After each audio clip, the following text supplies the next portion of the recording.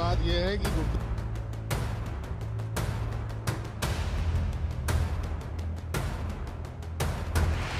अब इसका सबसे बड़ा कारण क्या है, जरा ये भी समझ लीजिए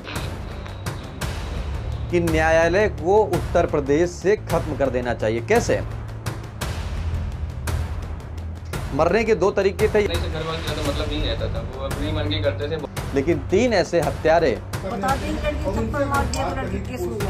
इन बेरोजगार युवाओं को अगर कुछ, हालांकि उत्तर प्रदेश के मंत्री हैं सुरेश खन्ना,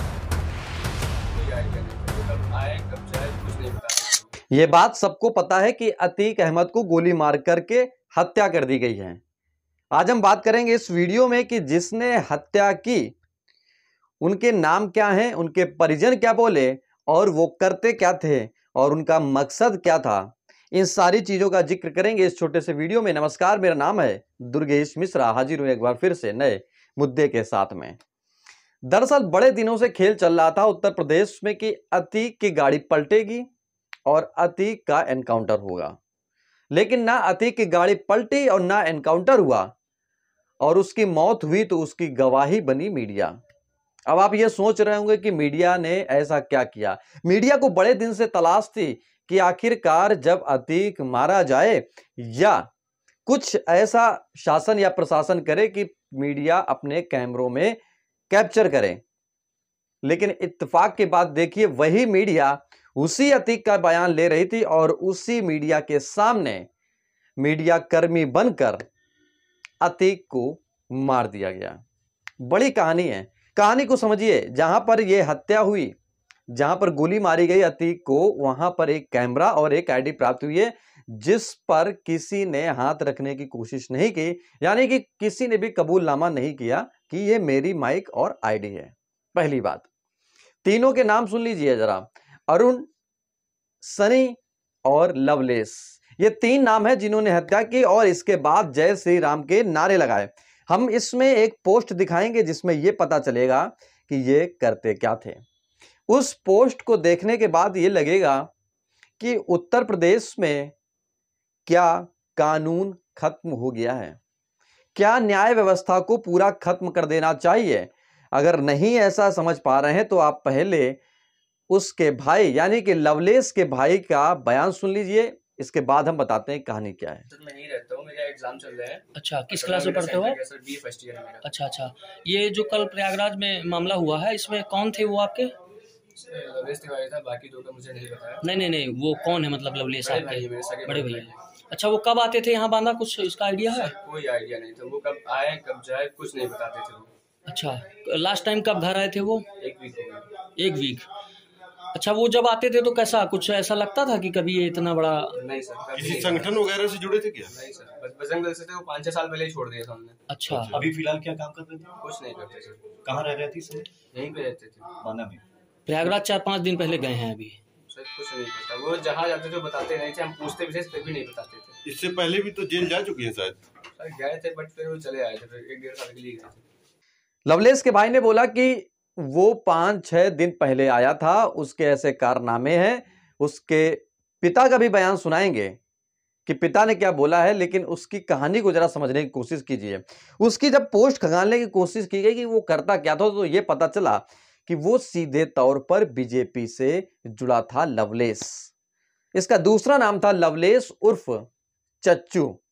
चुच्चू बोलते हैं या चच्चू बोले, जो भी चीजें हैं, लेकिन इन सारी चीजों से यह क्लियर हो गया कि बीजेपी पार्टी में, या यूं कहें कि बजरंग दल जो एक दल बनाया गया, इसमें भी शामिल रहने वाले कुछ साइको किस्म के लोग होते हैं जो शायद ऐसा कृत्य करते हैं, क्योंकि उनका जो ये कृत्य है जय श्री राम के नारे लगाए गए। जरा तस्वीर देखिए।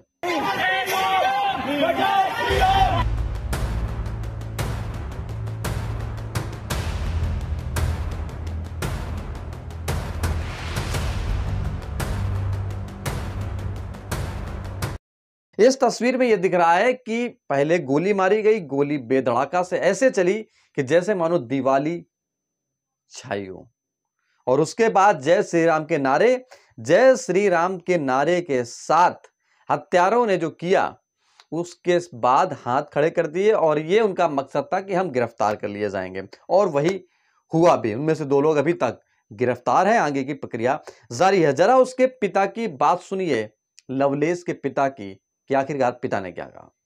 लवलेश कौन है आपका? लड़का है। आपको कुछ जानकारी हुई है कि कल एक शूट आउट हुआ है, उसमें लवलेश का नाम बताया जा रहा है? हाँ, टीवी में देखा। कैसा है ये लवलेश और किस तरह से ये कैसे वहां पहुंच गया, कुछ जानकारी है आपको? हमें कोई जानकारी नहीं है ना, हम लोगों से इससे कोई मतलब नहीं। ये क्या घर में नहीं रहता था? ना। अच्छा, कब से प्रयागराज में रह रहा है ये? हमें नहीं मालूम। अच्छा, यहाँ नहीं, ये घर में आखिरी बार कब आया था? ये 7-8 रोज 5-6 रोज पहले था। हमसे घर से किसी कोई चीज़ से मतलब गज नहीं। आता था अपना नहा धो के, जब भी 4-6 रोज में आता था नहा धो के अपना निकल जाता था। कोई अच्छा, किसी चीज़ से मतलब था। अच्छा, प्रयागराज ये आता जाता था, ये आपको बताता था कभी? ना, कभी हमसे बातचीत नहीं हुई। पूरा मोहल्ला बता सकता है, पूरा घर बता सकता है, हर आदमी के हमसे लोगों से कोई मतलब गज नहीं थे। सालों से बोलचाल बंद है। जब उस लड़की की थप्पड़ मारा था, उसका एक केस चल रहा है। कौन सा केस? अरे एक बिटिया को थप्पड़ मार दिया था इस चौराहे में, उसका मुकदमा चल रहा है। फिर क्या हुआ था? उसमें जेल गया था? हाँ, उसमें जेल गया था। तो जमानत से कब छूट के आया था? अरे हमको याद नहीं, 1-1.5 साल पहले की बात है। अच्छा, अभी ये 5-6 दिन पहले यहाँ घर से निकला है जी। क्या करता है वैसे, क्या काम है इसका? कुछ नहीं काम, नहीं नशा करता है। नशेड़ी आदमी है। इसीलिए मेरे को सब लोगों ने त्याग दिया घर से बहुत पहले से। अच्छा, कितने भाई बहन हैं ये? 4 हैं। बहन नहीं है। ये सबसे बड़ा है? नहीं, तीसरे नंबर का है। अच्छा, ये बताइए कि अभी आपको जो ये जानकारी कैसे हुई कि कल ये भी साथ में था शूट आउट? टीवी देख रहे थे। अभी कुछ कहना चाहेंगे आप क्या कहेंगे हम कि जैसे उसने जो वारदात को अंजाम दिया है? क्या कहेंगे इसमें, हम कहने लायक क्या रहे शब्द हैं कि हमारे पास कुछ। पढ़ाई वढ़ाई किया था इसने? हाँ, इंटर किए। इंटर के बाद छोड़ दी? हाँ, बीए कर रहा था, बीए में फेल हो गया। इस समय कुछ नहीं करता था? कुछ नहीं। क्या किसी लोगों के साथ इनकी संगत थी जो ऐसे लोग और आते रहे हों इनके साथ? लड़का है का, जब हमसे कोई मतलब है गजने तो हम क्या बताएं कि किसी संगत थी, कौन सा कौन। पिता की तो बात सुनी ली और इसके बाद आपको हम सुनाएंगे इनकी माँ की, क्योंकि एक माँ होती है जो अपने बेटे को जन्म देती है और जन्म देने के बाद ये उम्मीद रखती है कि मेरा बेटा काबिल होकर कुछ बड़ा करेगा। तो शायद ये वही माँ है, कुछ बड़ा करने के लिए सोचा था, लेकिन ऐसा बड़ा करेगा ये शायद नहीं पता था, कि जिसको लेकर पूरा उत्तर प्रदेश हिल रहा था। अतीक अहमद की चर्चाएं पूरे उत्तर प्रदेश ही नहीं बल्कि पूरे भारत में चर्चा का विषय बनी थी कि आखिरकार उत्तर प्रदेश के माफिया डॉन अतीक अहमद का क्या होगा। और अतीक अहमद का वही हस हुआ। पहले उसके पहले माँ का बयान सुन लीजिए। लवलेश आपका बेटा था, कब आपकी आखिरी बार बात हुई थी? 7-8 दिन हो गए। अच्छा, क्या बात हुई थी? क्या बात है? ये क्या है? नहीं, कभी जिस तरह से बड़ी घटना को अंजाम दिया है, पूरा उत्तर प्रदेश में तहलका मचा हुआ है, वो इस अपराध को क्या लगता है कि ऐसा आपका बेटा लवलेश कर सकता था? विश्वास ही नहीं है। कभी पूर्व में जेल तो गया है ना? बता दी लड़की थप्पड़ मार दिया, लड़की केस में गया था। कितना साल जेल में रहा था? 1.5 साल अपने बेटे के लिए करेंगे हमसे 5 से 7 दूसरे के चक्कर में उसकी लड़की थप्पड़ मार दिया था, तो लड़की ने उल्टा से तो केस बनाएंगी, जब उसका थप्पड़ मार दिया केस बनाएंगी। उसी में चक्कर में गया था। न वो चोर था, न वो छिनार, तो कुछ नहीं था। वो प्रयागराज बहुत मदद करता था और संकट मदद में भक्त था। पता नहीं उसके दोस्तों के चक्कर में दोस्तों ने कहाँ जाके बिड़ा दिया उसको।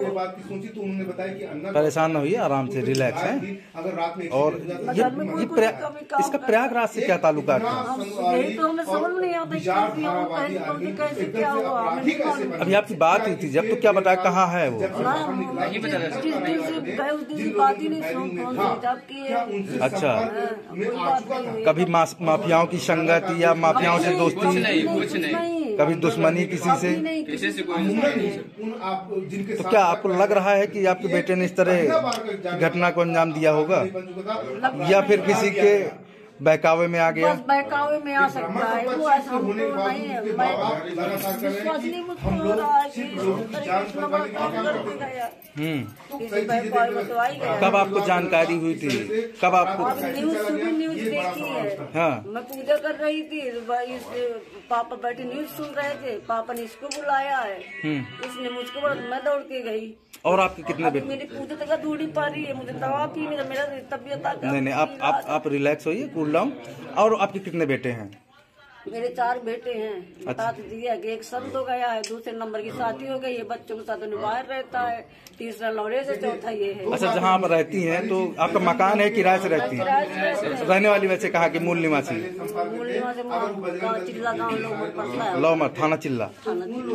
ठीक। माँ के बयान के बाद ये लगने लगा कि कोई भी माँ होगी तो शायद ऐसा नहीं चाहेगी कि उसका बेटा ऐसा करे, लेकिन अपने बयान देने के बाद ये तस्वीरें तो फिक्स हो जाती हैं कि आखिरकार ऐसे बेटों का क्या हश्र होगा। अब ये सरकार तय करेगी, जांच एजेंसियां तय करेंगी और शायद ये कह सकते हैं कि अदालत ही करेगी। अब जरा वो आप जानिए कि लवलेश का प्रोफाइल क्या है, इससे आपको ये अंदाजा लगेगा कि आखिर ये करता क्या था। जब फेसबुक में ढूंढने की कोशिश की गई तो निकल कर आया कि महाराज लवलेश तिवारी।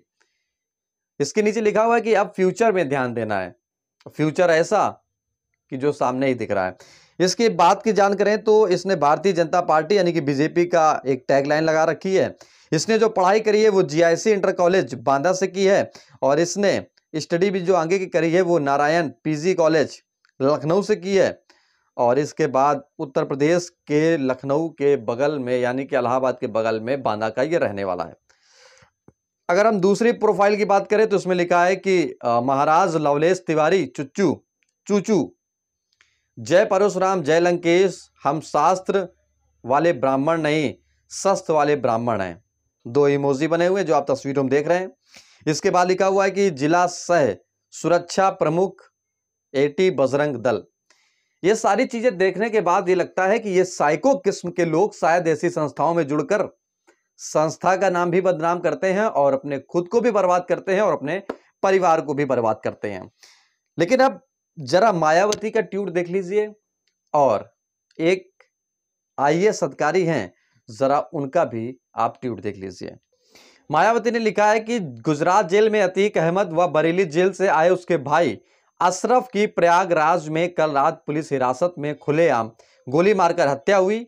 उमेश पाल जघन्य हत्याकांड की तरह ही यूपी सरकार की कानून व्यवस्था व उसकी कार्यप्रणाली पर अनेकों गंभीर प्रश्न चिन्ह खड़े हैं। उसके बाद का ट्वीट आप देखिए कि देश भर में चर्चित इस अति गंभीर व अति चिंतनीय घटना का माननीय सुप्रीम कोर्ट अगर स्वयं ही संज्ञान लेकर उचित कार्रवाई करे तो बेहतर। वैसे भी उत्तर प्रदेश में कानून द्वारा कानून के राज के बजाय अब इसका एनकाउंटर प्रदेश बन जाना कितना उचित है, सोचने की बात है। ये मायावती ने अपनी भाषा शैली में जो लिखा है वाकई में है। और इसके बाद सूर्य प्रताप सिंह आईएएस अधिकारी थे पूर्व में, अब इनकी जरा बात सुनिए, इन्होंने क्या लिखा है। पुलिस कस्टडी में हत्या मतलब कानून व्यवस्था की हत्या, सिस्टम का टोटल फेलियर। अब यूपी में न्यायालय बंद होने जाने चाहिए। ऊपर से यूपी के एक मंत्री का यह कथन जरा सुनिए, अतीक अहमद और अशरफ की हत्या एक आसमानी फैसला है, कुदरत का फैसला है। सुरेश खन्ना यूपी के मंत्री। इन सारी चीजों को जब हमने समझने की कोशिश की तो ये निकलकर सामने आया कि वाकई में उत्तर प्रदेश में कानून व्यवस्था बेलगाम है, या यूं कहें कि न्यायालय को उत्तर प्रदेश से खत्म कर देना चाहिए। कैसे? अतीक ने पहले जिसको मारा तो उनकी बद्दुआएं लगी या दुआएं लगी अतीक अहमद को, तो अतीक अहमद का ऐसा कांड हुआ। और अब जब अतीक अहमद का ऐसा कांड हुआ तो जिसने किया यानी कि लवलेश और 2 साथी उसके, तो वो भी एक अपराधी बन गए। तो क्या उत्तर प्रदेश में जब उमेश पाल हत्याकांड हुआ था, पुलिस कस्टडी में, पुलिस के साथ में था उमेश पाल, उसकी हत्या हो गई। अब पुलिस के साथ में अतीक अहमद था, उसकी हत्या हो गई। तो क्या यह माना जाए कि पुलिस सिर्फ देखने के लिए बनाई गई है? कोई सुरक्षा एजेंसियां नहीं है, कोई जांच एजेंसियां ऐसी नहीं है कि जो पड़ताल लगा सके कि हथियारबंद व्यक्ति कहां से और कौन घुस रहा है। हालांकि इतना टेक्नोलॉजी इस भारत में आ चुकी है, तो क्या ऐसी एजेंसियां नहीं है कि ये चीज जान सकें कि किसके पास हथियार हैं या नहीं है? क्योंकि सबके पास जो हथियार थे लवलेश और उसके साथी के पास, उससे ये बात तय होती है कि कितना ढुलमुल रवैया था उत्तर प्रदेश की पुलिस का। पहली बात। दूसरी बात यह कि बीजेपी में या बजरंग दल में या किसी भी अन्य दल में जो व्यक्ति शामिल होता है, तो क्या उसका इतिहास होता है, ये क्या जांच किया जाता है या नहीं किया जाता है? क्योंकि जो उसके पिता ने बताया, भाई ने बताया कि पहले भी मुकदमे दर्ज हैं और वो पहले भी, यानी कि लवलेश जो हत्यारा है वो पहले भी जेल जा चुका है। अब इसका सबसे बड़ा कारण क्या है, जरा ये भी समझ लीजिए। अगर हम इस सारे केस की बात करें तो अतीक अहमद का जो होना था तो वो हो गया, यानी कि वो चाहे पुलिस मारती, चाहे वो उसको सरकार मारती या न्यायालय मारती, उसको तो मरना ही तय था। मरने के दो तरीके थे, या तो उसको फांसी देना था या तो जिंदगी भर उसको जेल में सड़ना था। इसके अलावा उसके पास कोई रास्ता नहीं था। लेकिन क्या ये माना जाए कि जो ऐसे अपराध जन्म लेते हैं, इसके पीछे की कहानी क्या होती है?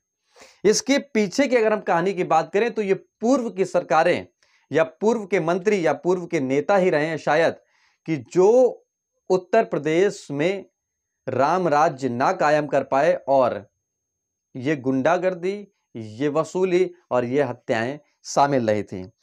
हालांकि इन चीजों का मकसद ये है कि उत्तर प्रदेश में अगर सरकार, उत्तर प्रदेश में नहीं बल्कि पूरे भारत में, इन बेरोजगार युवाओं को अगर कुछ सही दिशा और दशा देने की कोशिश करेगी तो शायद चूचू उर्फ लवलेश और उसके दो साथी जैसे लोग, ऐसे लोग जन्म नहीं ले पाएंगे उत्तर प्रदेश में। क्योंकि बेरोजगारी का इतना आलम है, सब नेता बनना चाहते हैं, सब वो काम करना चाहते हैं कि मेरा नाम हो, लेकिन शायद वो काम नहीं करना चाहते जिसका उससे जीवन यापन चले और अपने माँ बाप का नाम रोशन करें और अपने खुद के परिवार का ही। लेकिन कहानी यह है कि शायद अगर उत्तर प्रदेश में कई सारी चीजों पर लगाम लगाई जाती तो उमेश पाल के बाद अतीक अहमद की ऐसी हत्या ना होती। कुछ लोगों का यह मानना है कि अतीक अहमद की हत्या हुई, बहुत अच्छा हुआ, जश्न मनाया गया, सारी चीजें हैं। लेकिन जश्न मनाने वालों से एक बात पूछना चाहूंगा, आप जश्न मना रहे हैं, बात अच्छी है, मनाना चाहिए कि अतीक अहमद एक हत्यारा था, एक गुंडा था, एक माफिया था। तो फिर क्या ऐसा ही फैसले उत्तर प्रदेश में होते रहने चाहिए कि अगर कोई हत्यारा है तो उसको दूसरा व्यक्ति है उसको गोली मार दें, या न्यायालय के माध्यम से उसको सजा देनी चाहिए? ये उन पढ़े लिखे लोगों से सवाल है जो शायद आज के युग में इंटर के बाद BA, BSc, graduate, post graduate, अन्य डिग्रियां, अन्य डिप्लोमा, अन्य इंजीनियरिंग, अन्य मेडिकल कॉलेज, अन्य आईएएस, पीसीएस की तैयारी करने वाले लोग और अच्छे पदों पर बैठने वाले लोग अगर अपनी बात रखेंगे तो समझ में आएगा। सवाल यही है कि क्या भारत में न्यायालय के माध्यम से सजा मिलनी चाहिए या ऐसे ही सजा मिलनी चाहिए कि एक पहले गुंडा किसी को मारे, जब वो गुंडा बन जाए तो दूसरा उसको मारे तो वो गुंडा बन जाए? तो ये क्या सीरीज एक उत्तर प्रदेश में कायम होगी? हालांकि उत्तर प्रदेश के मंत्री हैं सुरेश खन्ना का जो बयान आया है कि ये आसमानी मौत है, इसको लेकर बीजेपी क्या कहेगी शायद किसी को नहीं पता, लेकिन उनका बयान ये बिल्कुल बेतुका है। आसमानी कुछ नहीं होती है। मीडिया के कैमरों के सामने गोली मारी गई है अतीक अहमद और अशरफ को, तो इससे यह जाहिर होता है कि अतीक अहमद जैसा डॉन तो खत्म हो गया, लेकिन 3 ऐसे हत्यारे जन्म ले चुके हैं उत्तर प्रदेश में, जिनको संभालना अब उत्तर प्रदेश की पुलिस और उत्तर प्रदेश का सरकार और न्यायालय पर डिपेंड करता है कि अब इन 3 माफियाओं के ऊपर कितनी जल्दी और कितनी अच्छी कार्यवाही होगी। आप कमेंट बॉक्स में अपनी बात लिखकर बताएं। नमस्कार। इस वीडियो में इतना ही। अगर आपको वीडियो पसंद आया हो, कुछ जानकारी मिल पाई हो तो लाइक, कमेंट, शेयर करें और हाँ, हमारे यूट्यूब चैनल को सब्सक्राइब करें और छोटी सी बेल आइकन पर क्लिक करें। वो इसलिए क्योंकि आप नए मुद्दे के माध्यम से कुछ ना कुछ ऐसी जानकारी जरूर लेंगे, वो शायद आपके लिए और आपके परिवार के लिए और दिमाग के लिए कहीं ना कहीं सहूलियत का विषय बनेगी। और हमारे फेसबुक, ट्विटर और इंस्टाग्राम को भी फॉलो करें, जिससे नई नई जानकारी आपके पास पहले पहुंचती रहे। नमस्कार।